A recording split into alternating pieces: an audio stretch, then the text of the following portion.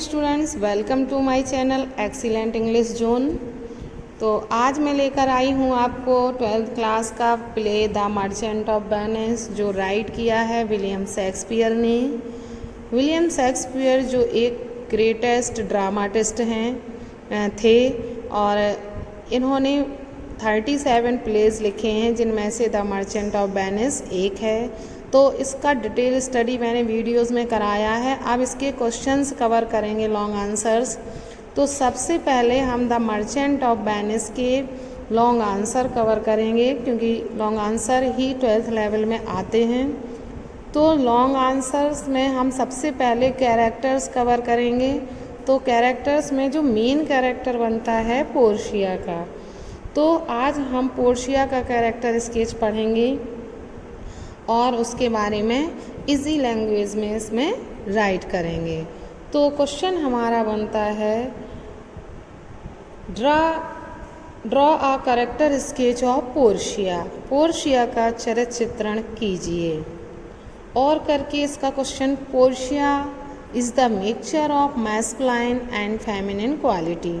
Portia में एक महिला और पुरुष दोनों के गुणों का मिश्रण है, कैसे? ये क्वेश्चन हमें बताना है। तो मोस्टली पोर्शिया के बारे में पूछा जाता है, तो हमें यही क्वेश्चन का आंसर लिखना है। तो आंसर है हमारा, सबसे पहले हम इंट्रोडक्शन लिखेंगे।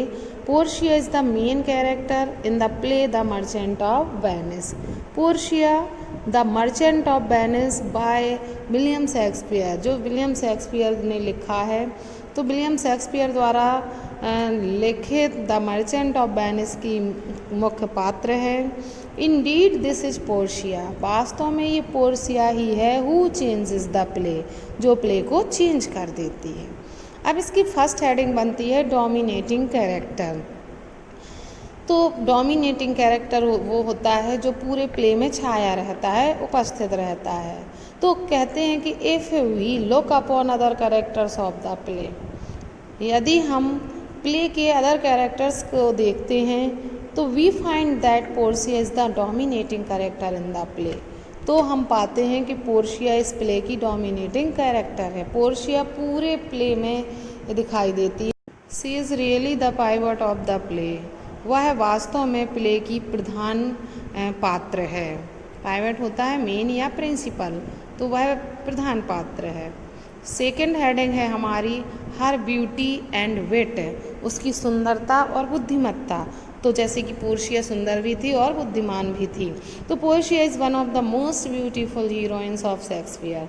पोर्शिया शेक्सपियर की सबसे सुंदर हीरोइंस नायिका में से एक है। The prince of Morocco is attracted by Portia's beauty. Morocco का राजकुमार पोर्शिया की सुंदरता से आकर्षित होता है। Bassanio is also attracted to her, Bassanio भी उससे आकर्षित होता है। She has beauty as well as wit, उसमें ब्यूटी और विट दोनों हैं, सुंदरता बुद्धिमानी दोनों हैं। She delivers in the eloquent speech in the court, वह कोर्ट में एक सुंदर भाषण देती है। And praises the noble beauty of mercy, और मर्सी के उच्च गुणों की प्रशंसा करती है। थर्ड हेडिंग है हमारी अ ड्यूटीफुल लेडी, एक कर्तव्यनिष्ठ महिला। तो Portia is a dutiful lady, Portia एक कर्तव्यनिष्ठ महिला है। She is ready to marry according to her father's will, वह अपने पिता की इच्छा के अनुसार शादी करने के लिए तैयार हो जाती है। Because of her dutiful qualities, अपने कर्तव्यनिष्ठ गुणों के कारण वह अपने पिता की इच्छा के अनुसार शादी करने के लिए तैयार हो जाती है। She loves Bassanio and wants to marry her, वह बेसेनियो से प्रेम करती है और उससे शादी करना चाहती है। She knows everything about caskets, वह कास्केड्स के बारे में भी सब जानती है। But she does not tell Bassanio about it, लेकिन वो बेसेनियो को इसके बारे में कुछ नहीं बताती है।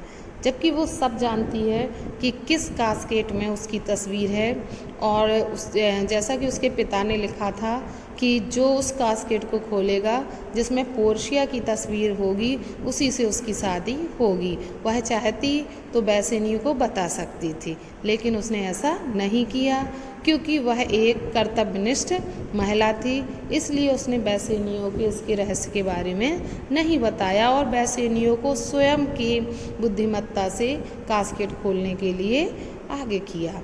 तो यह दर्शाता है कि पोर्शिया एक ड्यूटीफुल लेडी थी, कर्तव्यनिष्ठ महिला थी, जो बेसेनियो से प्रेम करने के बावजूद भी अपने पिता की इच्छा के अनुसार शादी करने के लिए तैयार हो जाती है।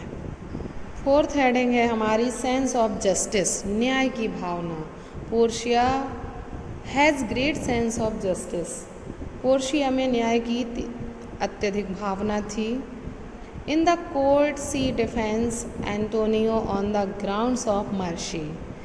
कोर्ट में वह एंटोनियो को मर्सी के आधार पर बचाती है, दया के आधार पर बचाती है। She dignifies mercy as a divine quality.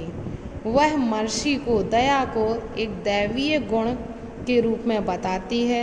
When mingles with justice, जब उसे न्याय के साथ मिला दिया जाता है। तो जिस तरह से उसने कहा था कि जब दया को न्याय से मिला दिया जाता है तो यह एक दैवीय गुण बन जाती है। तो इस तरह से पोर्शिया जब कोर्ट में दया पर सुंदर भाषण देती है तो इससे उसके मन के अंदर की जो जस्टिस की, न्याय की भावना है उसका पता चलता है। तो पोर्शिया में जो न्याय की भावना थी वो परफेक्ट थी, उसके अंदर न्याय की भावना फुलफिल थी। अब हम सबसे लास्ट में कंक्लूज़न लिखते हैं, जैसे स्टार्टिंग में इंट्रोडक्शन लिखते हैं तो अब कंक्लूज़न में हमें लास्ट में बताना है। In this way we can say that, इस प्रकार हम कह सकते हैं कि Portia has all the qualities of a good character. Portia में एक अच्छे चरित्र के सभी गुण थे। सो we can say her the heroine of the play, इसलिए हम उसे इस नाटक की नायिका, हीरोइन कह सकते हैं।